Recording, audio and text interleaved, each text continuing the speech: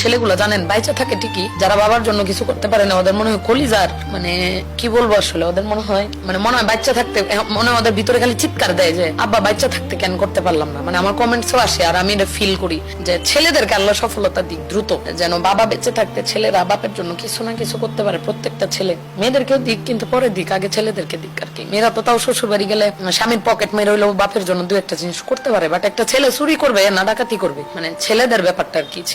ছেলেরা তাড়াতাড়ি এস্টাবলিশ হয়ে অন্তত বাপ মা দুনিয়া থেকে যাওয়ার আগে কিছু করুক বাবা মার জন্য। আব্বুর কথা বলতে গেলেই কান্নার।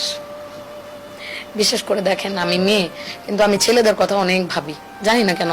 এই যে আমার ভাই দুইটা ধরেন যাই করুক, ওদের মনে হয় খালি আব্বুর জন্য করি, কিন্তু আল্লাহ মেয়েদেরকে না দিক ছেলেদেরকে অনেক কিছু দিক, ছেলেরা যেন বাবা বাচ্চা থাকতে বাবার জন্য কিছু করতে পারে। মেয়েরা তো তাও ধরেন স্বামীর ঘরে চলে আসে, না করলেও চলে। একটা বাবা দুনিয়া থেকে যাওয়ার আগে প্রত্যেকটা ছেলে যেন বাবার জন্য কিছু না কিছু করতে পারে।